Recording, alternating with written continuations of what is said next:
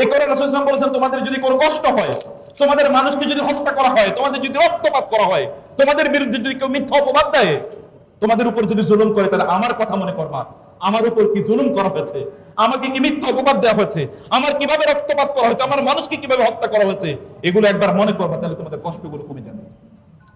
আমার চেয়ে বেশি কষ্ট কাউকে দেওয়া হয় না। তিনি আল আমিন as-সাদিক।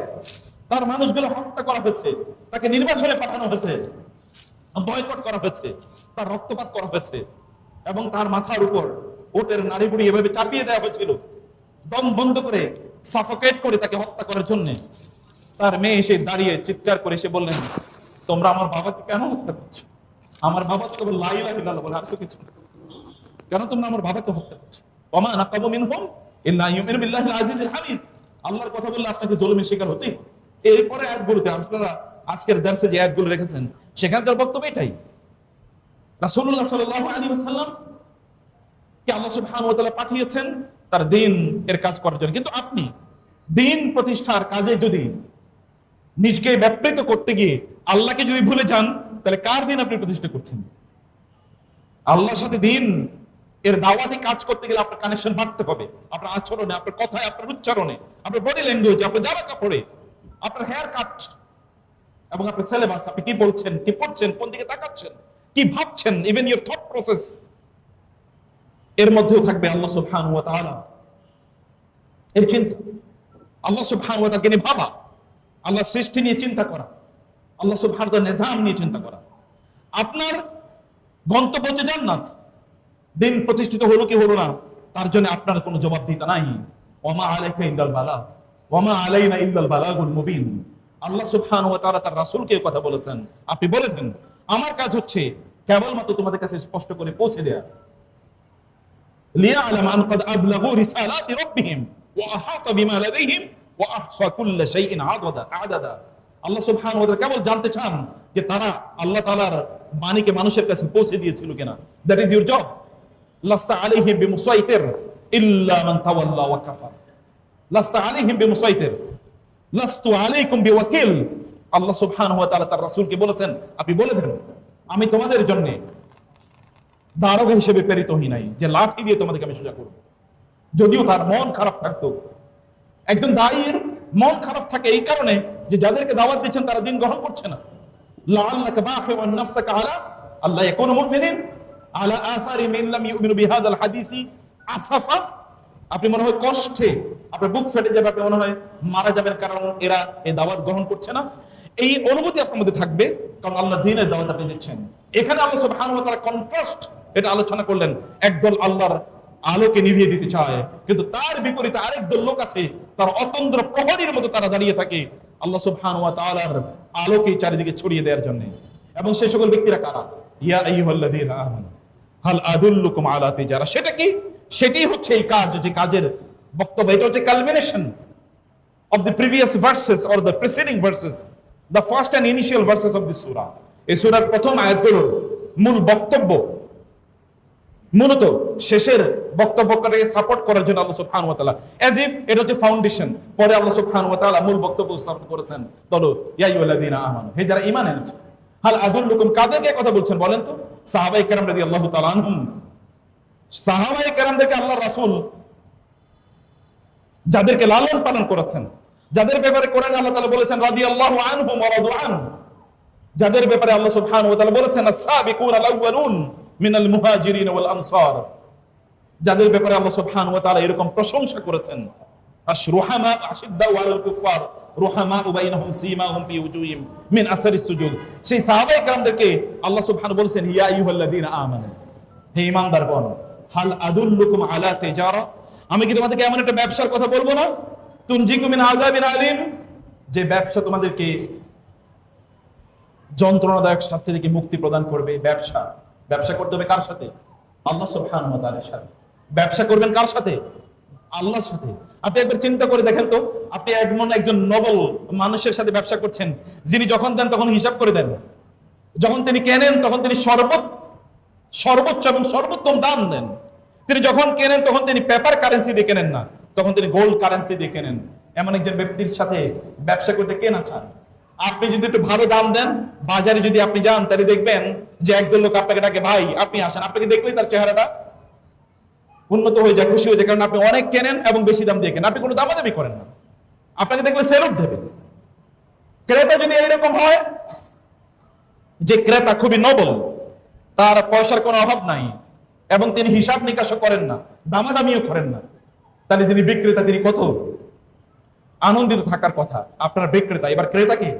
ইন্নাল্লাহ আশতারা মিনাল মুমিনিনা আনফুসাহুম ওয়া আমওয়ালাহুম বিআন্না লাহুমুল জান্নাহ।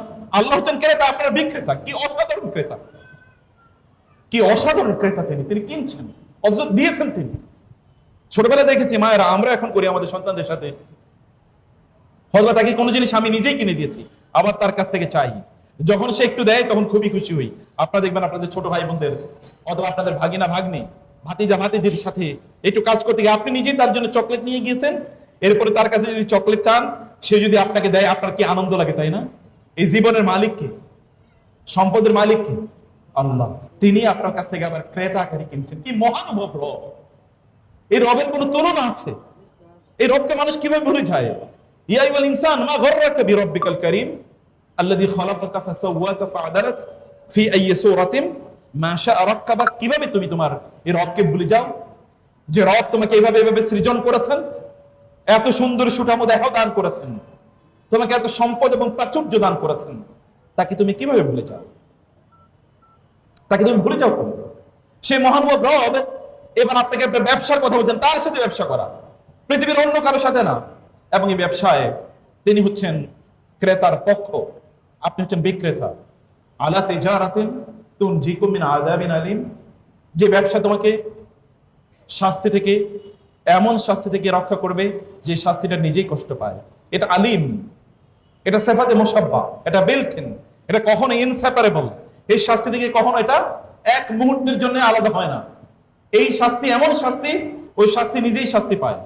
যেমন আপনি জানেন জাহান্নামের একটা অংশ আল্লাহর কাছে আশ্রয় চায় আরেকটা অংশ থেকে, আরেকটা অংশ থেকে, আল্লাহ তুমি ওই অংশ থেকে আমাকে বাঁচাও। জাহান্নাম আগুন, এর একটা অংশ আরেকটা অংশ থেকে আশ্রয় চায়।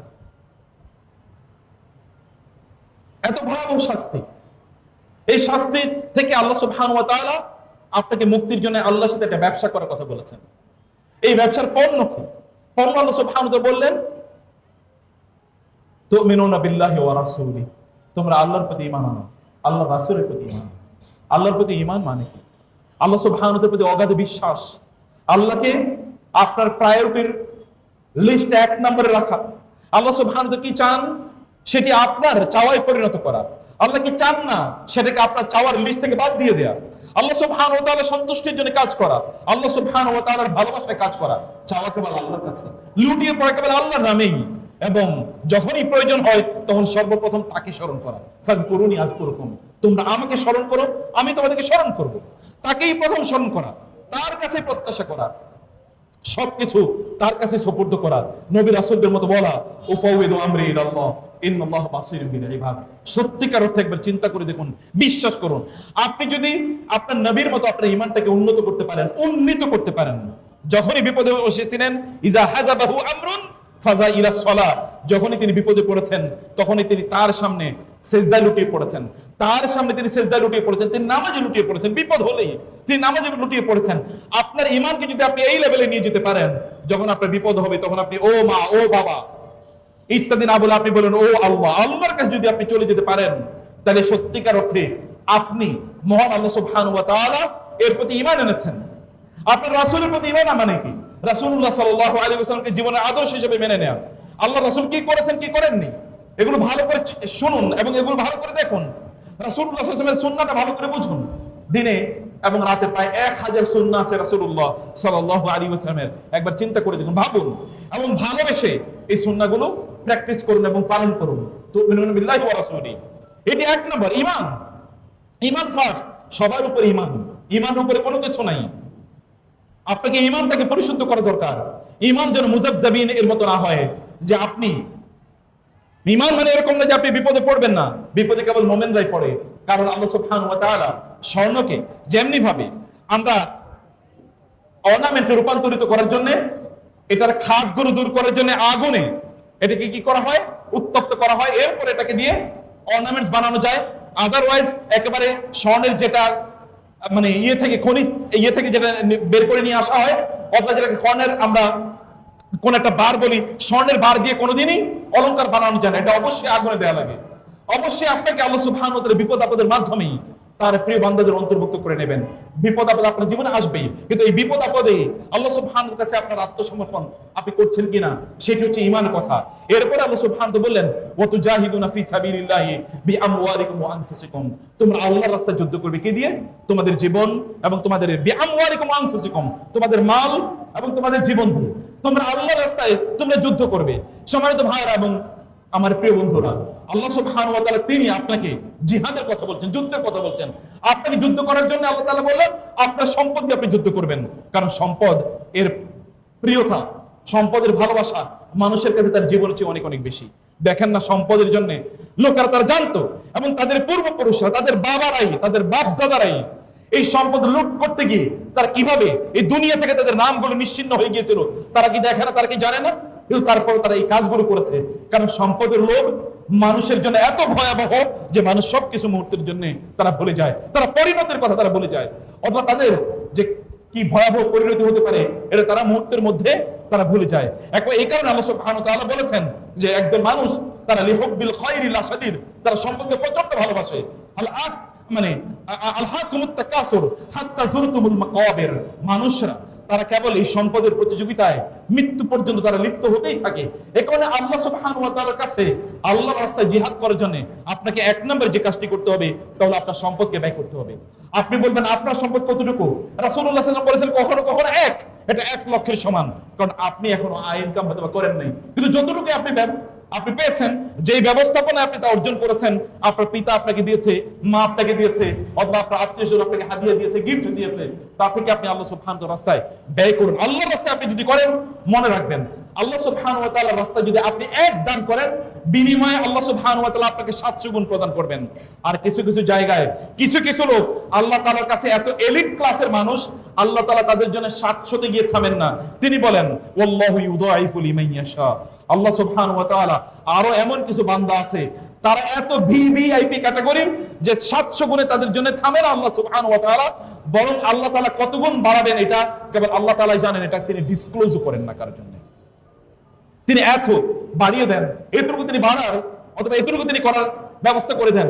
এটার জন্য আপনার লাগবে মন, আপনি কেবল একটা আবু বকরের মন লাগবে, অথবা একজন ওসমানের মতো আপনার মন লাগবে, আর কিছুই না। আপনার একজন আবু বকরের মতো মন লাগবে, যিনি রাদিয়াল্লাহু তাআলা আনহু রাসূলুল্লাহ সাল্লাল্লাহু আলাইহি ওয়াসাল্লামের জন্য তার সম্পদকে প্রায় 6 বার তার সকল সম্পত্তি নিয়ে আল্লাহ রাসূলের জন্য ব্যয় করে দিয়েছিলেন। আপনি কেবল খাদিজাতুল কুবরার মতো একটা মন লাগবে, মক্কার সবচেয়ে ধনী নারী এবং সবচেয়ে প্রভাবশালী ব্যবসায়ী, কিন্তু যখন তিনি বিয়ে করেছেন তার সকল সম্পত্তি নিয়ে আল্লাহ রাসূলকে দিয়ে দিলেন।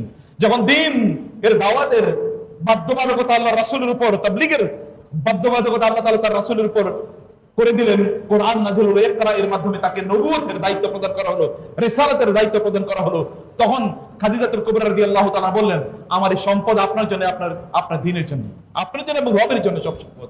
তিনি সব তার সকল সম্পদ, খাদিজা এত সম্পদ গেল কোথায়? আল্লাহ রাসূল সাল্লাল্লাহু আলাইহি ওয়াসাল্লাম তিনি কেবল বক্তব্য দেন নাই, তিনি ব্যয় করেছেন। রাসূলুল্লাহ সাল্লাল্লাহু আলাইহি ওয়াসাল্লাম জিবরিল এসে বললেন আপনি যদি আমাকে বলেন তাহলে উহুদ পাহাড়কে আপনার জন্য সোনায় পরিণত করে দেব, আপনি যদি আমাকে বলেন তাহলে আসমান থেকে বৃষ্টি নাজিল না হয়ে আপনার জন্য সোনা নাজিল হবে। আল্লাহ রাসূল সাল্লাল্লাহু আলাইহি ওয়াসাল্লাম চাইলে তাই হতো, কিন্তু তারপরে তার কাছে যাই এসে তিনি ব্যয় করে দিয়েছেন, কারণ আপনার একটা নোবেল পারপাস আছে। এবং আল্লাহ সুবহানাহু ওয়া তাআলা এই কারণে মানুষের কাছে সবচেয়ে প্রিয় যে জিনিসটি তাহলে সম্পদ যেন তারা আল্লাহ সুবহানাহু ওয়া তাআলার রাস্তায় যেন তারা ব্যয় করেন, এই কাজটি আল্লাহ তাআলা করতে বলেছেন। এবং এটি আপনি নিজে না পারেন, আপনি অন্যকে বলুন, অন্যকে উদ্বুদ্ধ করুন, এটাও আপনার জন্য দাওয়াতি কাজ, এটাও আপনি করবেন। কিন্তু আপনাকে মনে রাখতে হবে যে আপনার নিজ দিয়ে তা করতে হবে, আপনার সামর্থ্য অনুসারে তা করুন। রাসূলুল্লাহ সাল্লাল্লাহু আলাইহি ওয়াসাল্লাম যখন তাবুকের যুদ্ধ হয়, রাসূলুল্লাহ সাল্লাল্লাহু আলাইহি ওয়াসাল্লাম বললেন সকল সাহাবায়ে কেরামদেরকে ফিজিক্যালি এন্ড ফাইন্যান্সিয়ালি অংশগ্রহণ করতে হবে, কেউ পেছনে থাকতে পারবে না, সবাইকে দান সাদাকা করতে হবে।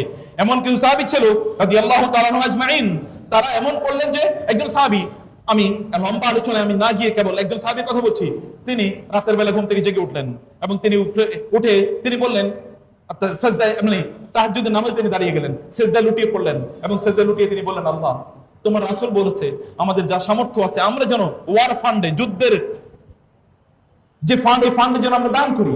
ইয়া আল্লাহ তুমি জানো আমার কিছুই নাই দেওয়ার মতো, আমার কিচ্ছু নাই আল্লাহ, আমি কেবলমাত্র এতটুকু দান করলাম। আমি যতদিন বেঁচে থাকবো কোন মুসলিম যদি আমাকে কষ্ট দেয়, তাহলে এই কষ্টের কারণে তুমি আমাকে যে সওয়াব দেবে, এই সওয়াব গুলো আমি গোটা মুসলিম উম্মার জন্য দান করে দিলাম আল্লাহ, আমি এতটুকু দান করলাম। আমার তো আর কিছুই দেওয়ার মতো নেই, আমার আর কিছুই দেওয়ার মতো নেই। ফজর নামাজে তিনি অংশগ্রহণ করলেন। রাসূল ইসলাম ফজর নামাজের পরে বললেন, আইনাল মুতাসাদ্দিক আল বারিহা, গত রাতে যেই দান করেছিল সে কই, দাঁড়াও। তিনি দাঁড়ালেন না। দ্বিতীয়বার বলো দাঁড়াও, তিনি দাঁড়ালেন না। তৃতীয়বার যখন বলা হলো কেউ দাঁড়ালো না, তিনি ভাবলেন বুঝি রাসূল আমাকে বলেছেন আইনাল মুতাসাদ্দিক ওয়াল বারিহাতা, গত রাতে যে দান করেছিল সে দাঁড়াও। তিনি দাঁড়িয়ে গেলেন, বলল যে তোমার দান আল্লাহ সুবহানাহু ওয়া তাআলা অন্য সকল দানের সাথে কবুল করে নিয়েছেন, তোমার দান আল্লাহ তাআলা কবুল করে নিয়েছেন। আরেকজন তার কিছুই নাই, তিনি কেবল একটু গল্প কয়েকটা খেজুর, এটা আমি জানি না কত ছটাক হবে, খেজুর তিনি নিয়ে আসলেন।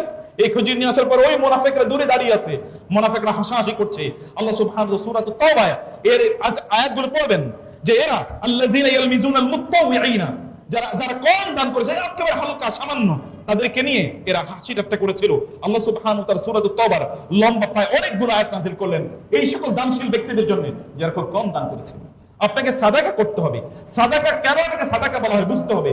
সাদাকা শব্দটি হচ্ছে সাদাকাল্লাহু, আল্লাহ সত্য বলেছেন, মানে আপনার ঈমানের ক্ষেত্রে যে আপনি সত্যবাদী, এটা দানের মাধ্যমে কেবল প্রমাণ পায়, এই কারণে এটাকে সাদাকা বলা হয়। Otherwise there is no other way to explain it, this terminology.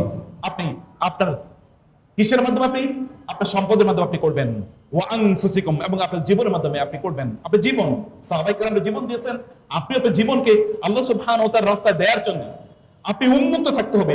Omar রাদিয়াল্লাহু তাআলা, খালিদ ইবনে ওয়ালিদ রাদিয়াল্লাহু তাআলা তার ইন্তেকালের সময় তিনি কাঁদছিলেন, তিনি তার বিছানায় তিনি শুয়ে আছেন এবং তার অসুস্থতা, তিনি মারা যাবেন, তিনি কাঁদছেন।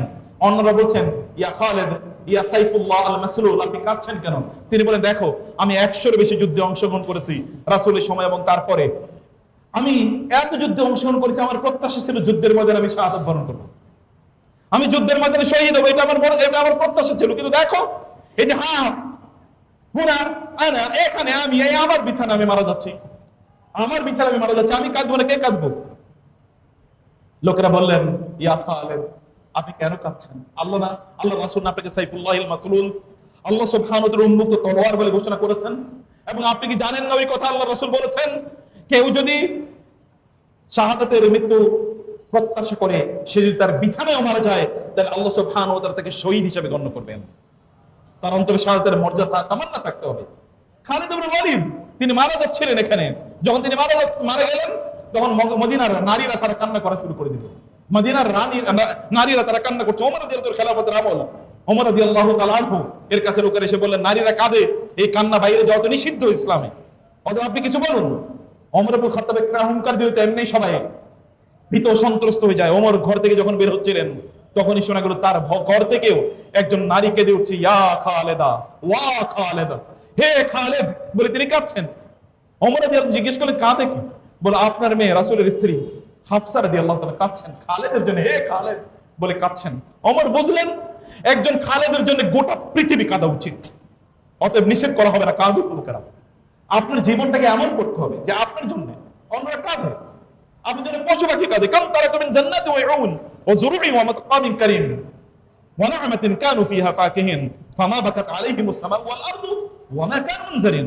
আল্লাহ বলেছেন একদল লোক যখন মারা যায় তখন আসমান এবং জমিনের কোন অংশ তার জন্য তো কাঁদেই না, বরং আল্লাহর কাছে কৃতজ্ঞতা ধন্যবাদ জানায় বলে আল্লাহ এই জালিম থেকে তুমি আমাদেরকে রক্ষা করেছো, এই জালিম থেকে তুমি আমাদেরকে রক্ষা করেছো। একদল লোকের ব্যাপারে আল্লাহ বলেন, আল্লাহ সুবহানাহু বলছেন। আর একদল লোক সূরাতুল আম্বিয়া আরেকদল লোকের ব্যাপারে আল্লাহ তাআলা বলেন যে এরা যখন কাঁদে, এরা যখন মারা যায় তখন তারা যেই জমিনে হাঁটতো, যেই জায়গায় তারা বসতো, যেই জায়গায় তারা সেজদা দিত, যেই মসজিদে তারা যেত, যেই মক্তবে তারা যেত, অথবা যেই মাঠে ময়দানে তারা কাজ করত, ওই প্রত্যেকটা অংশ তাদেরকে মিস করে এবং আল্লাহ সুবহানাহু ওয়া তাআলার কাছে কেঁদে বলতে থাকে আল্লাহ আমি তোমারই বান্দাকে মিস করছি, তুমি তাকে ক্ষমা করে দাও। এরা এমন এলিট যে এই লোকেরা এই জিনিসগুলো যেগুলো মানুষ না, মানে অথবা তাদের প্রাণ নাই কথিত ভাবে, সেই সকল জিনিসগুলো তাদেরকে মিস করে এবং আল্লাহ সুবহানাহু ওয়া তাআলার কাছে তাদের জন্য প্রত্যাশা করে। আপনি জীবন দিয়ে আপনি করবেন। একরামের মতো একবার চিন্তা করে দেখেন, একরামের আবু জাহেল সেই মক্কা বিজয়ের সময় ইসলাম গ্রহণ করে মক্কা বিজয় পর্যন্ত সে ইসলামের বিরুদ্ধে চলেছিল। তিনি তার বিরুদ্ধে রাসূলুল্লাহ সাল্লাল্লাহু আলাইহি ওয়াসাল্লাম বললেন তাকে যদি বাইতুল্লাহর গিলাফ ধরে ঝুলন্ত অবস্থায় পাওয়া যায় তারপরে তাকে হত্যা করা হোক। তিনি পালিয়ে যাচ্ছিলেন ইয়ামেনের দিকে, সেখান থেকে তাকে তার স্ত্রী নিয়ে আসলেন, উম্মে হাকিম তাকে নিয়ে আসলেন রাসূলের কাছে। তিনি আসলেন, আসার পরে উম্মে হাকিম বলেন, আমি রাসূলের কাছ থেকে আপনার জন্য ইন্টারনেটে নিয়ে এসে রাসূল আপনাকে ক্ষমা করে দিয়েছেন। তিনি আসলেন, এসে বলেন, ইয়া মুহাম্মদ, আপনি নাকি আমাকে ক্ষমা করে দিয়েছেন? বলে, হ্যাঁ ক্ষমা করে দিয়েছি। বলে, আপনার চেয়ে উত্তম ভালো মানুষ আমি দেখি না, আপনি আমাকে কি করতে বলেন? বলে, আমি তোমাকে বলি তুমি শাহাদাতু আল্লা ইলাহা ইল্লাল্লাহ ওয়া আন্না মুহাম্মাদার রাসূলুল্লাহ, তুমি এটা বলো। তিনি বলেন, আমি তা মেনে নিলাম এবং আপনার হাতে বায়াত করে আমি এই কথা বললাম যে আমি আমার জীবদ্দশায় ইসলাম আজকের আগ পর্যন্ত ইসলামের বিরুদ্ধে যতগুলো যুদ্ধ করেছি, এখন থেকে আমি ইসলামের পক্ষে তার চেয়ে দ্বিগুণ যুদ্ধ করব। এতদিন আমি ইসলামের বিপক্ষে যত সম্পদ ব্যয় করেছি, এখন থেকে যতদিন বেঁচে থাকি ইসলামের পক্ষে তার চেয়ে দ্বিগুণ সম্পদ ব্যয় করব। ইতিহাস সাক্ষী, যখন পারস্য এর বিরুদ্ধে, পার্সিয়ানদের বিরুদ্ধে যখন যুদ্ধ হয়, পার্শ্বে তখন ইয়াজদাগির এবং রুস্তম, সৌরভ রুস্তমের গল্প আপনারা শুনেছেন। যখন এরকম যুদ্ধ হচ্ছিল এবং সেখানে খালিদ ইবনে ওয়ালিদ তিনি সেনাপতি, খালিদ ইবনে ওয়ালিদের তার তাগুতে এসে যখন রোমান বাহিনী আক্রমণ করছিল, সেখানে ইবনে আবু জাহল 300 সাহাবী নিয়ে, সেখানে 300 সৈন্য নিয়ে তিনি উপস্থিত। এরা তখন মানে যেহেতু তাবু সেনাপতির তাগুতে ওরা আক্রমণ করেছে, আর সৌরভ রুস্তমের তাদের যে গল্প, তারা তো মহাবীর, তারা কেউ পালিয়ে যাচ্ছিল। তিনি তাদেরকে বলেন, তোমরা কোথায় পালিয়ে যাচ্ছ? বলে, আমাদের জীবন বাঁচানোর জন্য। তিনি বলেন, না আমি যুদ্ধ করবোই। তোমরা কি মনে করছো আমি রাসূল সাল্লাল্লাহু আলাইহি বিপক্ষে যখন ছিলাম তখনই যুদ্ধের ময়দান থেকে আমি পালাই নাই? আল্লাহ রাসূলের হাতে বায়াত করার পর আমি যুদ্ধের ময়দান থেকে পালাবো? তোমরা কি মনে করছো কি তোমরা আমাকে আমার জীবন দিয়ে হলেও আমি রাসূলের দিনকে প্রতিষ্ঠা করার জন্য কাজ করব? এবং ইতিহাস সাক্ষী, তিনি সেখানে যুদ্ধ করতে করতে শাহাদাত বরণ করেন। এবং আপনারা জানেন ওই 3 ব্যক্তির তিনি একজন, যেই 3 ব্যক্তি তারা বলছিলেন পানি পানি যুদ্ধের ময়দানে, এবং লোকেরা পানি নিয়ে সেখানে দৌড়ে যাচ্ছিল। তার কাছে যখন পানি নিয়ে দৌড়ে যায়, তখন তিনি বলেন, না আমার পানির দরকার নেই, ওই যে ওই ভাই পানির কথা বলছে তার কাছে যাও। দ্বিতীয় ব্যক্তির কাছে যখন যায়, তখন দ্বিতীয় ব্যক্তি বলছে, না আমার পানির দরকার নেই, ওই তৃতীয় ব্যক্তির কাছে যাও। তৃতীয় ব্যক্তির কাছে যখন পানি নিয়ে যায়, তখন দেখা যায় অলরেডি তিনি ডেড। আবার দৌড়ে আসলে প্রথম ব্যক্তির কাছে, ইকরামার কাছে এসে দেখলাম ইকরামা এর মধ্যে শাহাদাত বরণ করেছে। এই ইকরামা অল্প কিছুদিন আগে মাত্র মুসলমান হয়েছে। তাদের জীবন যদি এরকম ভাবে তারা দিনের জন্য উৎসর্গ করে দিতে পারে, তাহলে আপনারা আমরা এত বছরের পর বছর বাপ দাদারা মুসলমান, আমরা কবে আল্লাহর দিনের জন্য কাজ করব? আপনি দিনের জন্য রক্ত দেবেন না, রক্ত দেওয়ার ফুরসত আপনার নাই, কিন্তু সময় দিতে ফুরসত নাই। আপনি কিসের জন্য, কে আপনাকে বাঁচিয়ে রেখেছে? আল্লাহর জমিনে আপনি ঘুরেন, অথচ আল্লাহর দিনের জন্য সময় দেওয়ার মতো সময় আপনার নাই। আল্লাহ আপনাকে জীবন দিয়েছেন, সেই জীবনে একটা ফোঁটা তাকে দেওয়ার মতো সময় নাই। এই জীবন তো কুকুর বিড়ালের জীবন।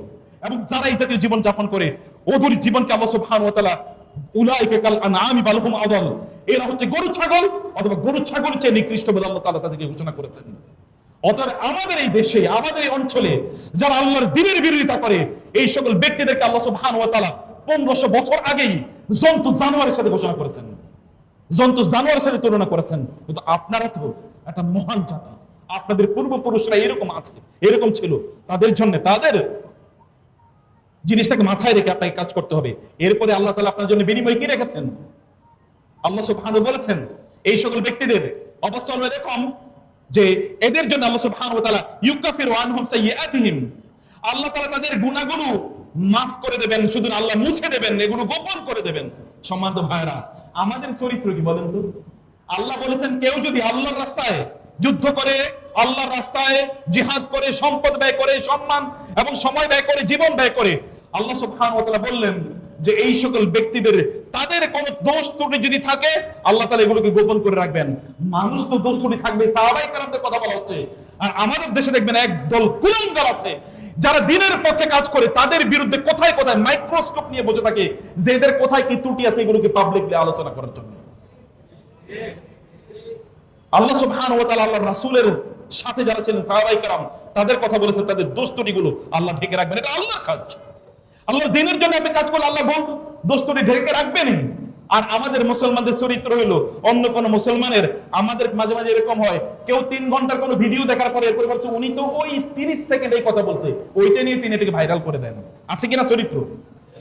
এটা আল্লাহওয়ালাদের চরিত্র, আল্লাহর দিনের কর্মীদের চরিত্র। আর যারা এই জাতীয় কাজ করে, তারা যদি আল্লাহর দিনের কথা বলে, এরা সত্যি করতে আল্লাহর দিনের কর্মী না। আপনাদেরকে এখান থেকে বের হতে হবে। আর যারা এগুলো করে, ওরা তো শয়তানের জাত, এটা তো আমরা আগেই জানি। ওরা তো শয়তানের জাত, আল্লাহ আমরা আগেই জানি। এবং ওই শয়তানের জাতকে আল্লাহ সুবহানাহু ওয়া তাআলা পরাজিত করবেন, করবেনই। এটা আল্লাহ সুবহানাহু ওয়া তাআলার প্রতিজ্ঞা, এটা আল্লাহ তাআলা করবেন। 2 নম্বর কি? ওয়ায়ুদখিলুহুম জান্নাতিন, এটা আমার লাস্ট মিনিট। আল্লাহ সুবহানাহু ওয়া তাআলা তাদেরকে জান্নাতে প্রবেশ করাবেন, তিনি বলেছেন। বলেন না যে তিনি তারা প্রবেশ করবে, তিনি প্রবেশ করাবেন। তিনি কি করবেন? তাদেরকে প্রবেশ করাবেন। প্রবেশ করাবেন মানে কি? আপনি যদি ধরেন প্রধানমন্ত্রীর অথবা আপনি প্রেসিডেন্টের বাসায় আপনি বেড়াতে গেলেন, উনি রাস্তায় এসে দাঁড়িয়ে আছেন আপনাকে স্বাগত জানানোর জন্য। ব্যাপারটা কেমন? উনি আপনাকে হাত ধরে বাসায় নিয়ে যাচ্ছেন, এটা হলো এই। আর তিনি কিছু লোক পাঠিয়ে দিয়েছেন, আয়োজন করছেন আপনার জন্য বটে, কিন্তু কিছু লোক পাঠিয়ে দিয়েছেন, তিনি আপনি সেখানে যান, খাওয়া দাওয়া করেন, তার সাথে সাক্ষাৎ হতেও পারে, নাও হতে পারে, হলে হলো হাই হ্যালো কেমন আছেন, মাশাআল্লাহ ভালো, ভালো আছেন তো, খেয়েছেন তো, এরকম কোনটা উত্তম, কোনটা সম্মানজনক? আপনাকে হাত ধরে লাল গালিয়া বেছানো হবে, হাত ধরে গাড়ি থেকে আপনাকে নামানো হবে এবং বসানো হবে, আপনার পাশে বসবে, আপনার সাথে গল্প করবে। আল্লাহ সুবহানাহু ওয়া তাআলা এইরকম আয়োজন আপনাদের জন্য করে রেখেছেন। এটা হচ্ছে ওয়ায়ুদখিলুহুম, তিনি প্রবেশ করাবেন। হি হিমসেলফ উইল অ্যাডমিট, তিনি প্রবেশ করাবেন এবং তিনি আপনার জন্য জান্নাত। কেমন জায়গা? Location location location. ধানমন্ডিতে একটা ফ্ল্যাট থাকা আর বাড়িধারে একটা ফ্ল্যাট থাকা, অথবা গুলশানে ফ্ল্যাট থাকা, আর ওই যে আপনার মানে সাভারের ভিতরে কোন একটা জায়গায়, আসলের ভিতরে কোন একটা ফ্ল্যাট থাকা, দুইটা কি একরকম নাকি? আরেকটা যদি আমি বলি, যদি সৌদি আরবের মক্কায় বাইতুল্লাহ কাছে যদি যে ক্লক টাওয়ারে যদি ধরেন আপনার একটা ফ্ল্যাট আছে, তাহলে কেমন হতে পারে এটা? মসজিদে নববীর সামনে সেখানে ধরেন 5 স্টার যে হোটেলগুলো আছে, ওইখানে আপনার বিশাল একটা মানে সুরম্য একটা অট্টালিকা আছে, কেমন হতে পারে বলেন তো? Location is very important. এটাকে বলা হয় প্রাইম এস্টেট। প্রাইম এস্টেট মানে এটা হচ্ছে সবচেয়ে দামি সম্পদ। এরকম দামি সম্পদ আল্লাহ তাআলা আপনার জন্য বলে বর্ণনা দিয়েছেন, জান্নাতিন তাজরি মিন তাহতিহাল আনহার, উপরে থাকবে আপনার জন্য বাগিচার মতো একটা কি, একটা বিশাল বাংলো, যার নিচ দিয়ে কুলকুল করে পানি প্রবাহিত হচ্ছে, সেখানে বিভিন্ন ধরনের মানে মাছ, রং বেরঙের মাছ সেখানে ঘুরছে এবং আপনি সেটার আওয়াজ শুনতে পাচ্ছেন।